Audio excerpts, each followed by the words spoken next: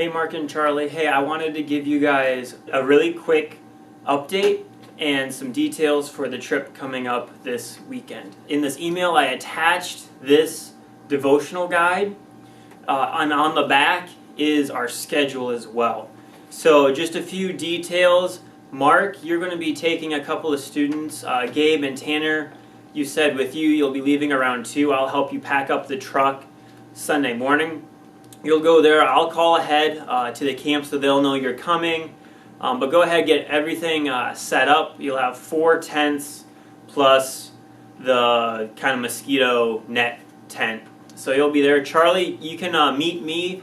If you can come maybe a little bit early, maybe around 5:15, I'll have you help me load up the van, get students checked in.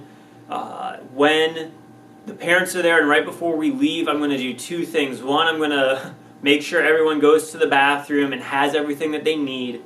And then I'm also going to give both the students and the parents kind of the rundown of my expectations.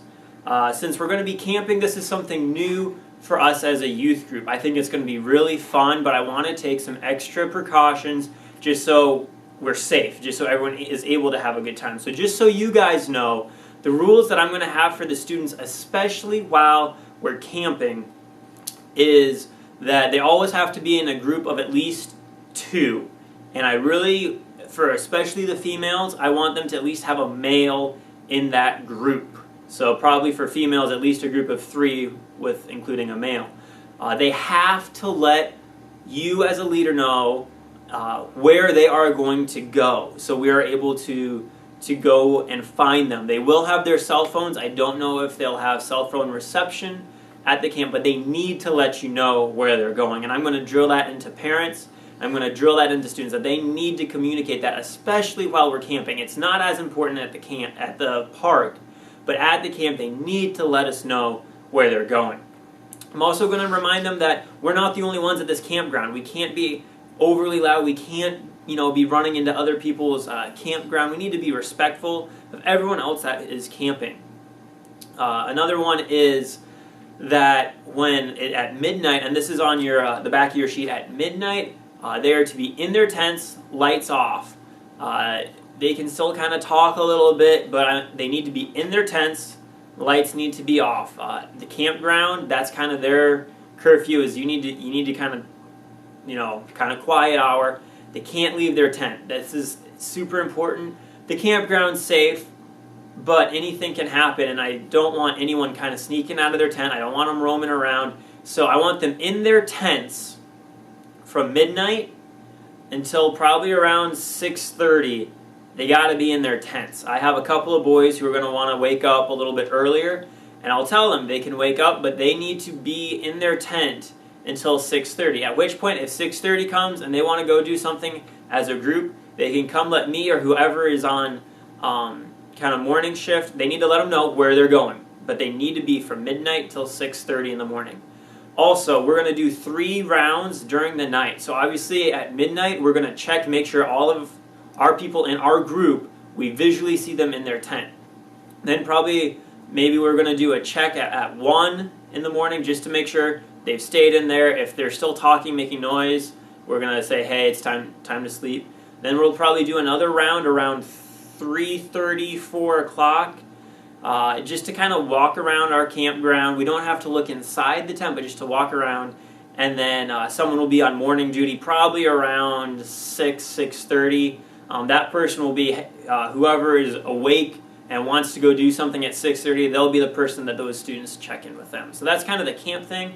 We'll start breakfast at 8, so students can wake up at 6:30 or they can sleep all the way until 8. But breakfast starts at 8 and it will get over before 8:30. So there's about a 25-minute chunk of time for them to get their food and eat breakfast. I'll be cooking eggs and bacon, and we'll have cinnamon rolls or donuts and juice. So it'll be pretty simple. At 8:30, all students are required to do their devotional. I'm going to give each student a Bible and a devotional packet, which will have just a short devotional for them to start thinking over. I'm going to introduce the book of Acts, which we're going to learn about next quarter in youth group.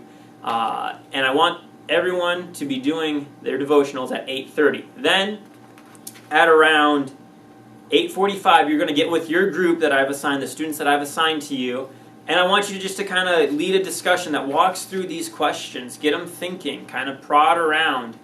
So Mark and Charlie, if you can at least look over these questions, if not, maybe do your devotional, so that way, as you're going through, you can kind of know the questions and walk through them.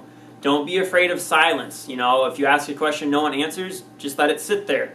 In each of your groups, you should have someone who's willing to at least talk about something, but really pry. So we're going to do that, and then once that's done, we're going to clean up camp. So everyone kind of has free time until 8 o'clock in the morning. So if they want to get up early, shoot baskets, go fishing, whatever, they can do that. But pretty much once 8 o'clock hits, we're as a group. We're doing breakfast, we're doing devotionals, we're doing our group discussion, and once we're done with devotions, then it's time to pack up camp. I'm going to have different things that need to be done, and each student is going to be tasked with a job. So no student can just wander off and do their own thing. They need to do the job.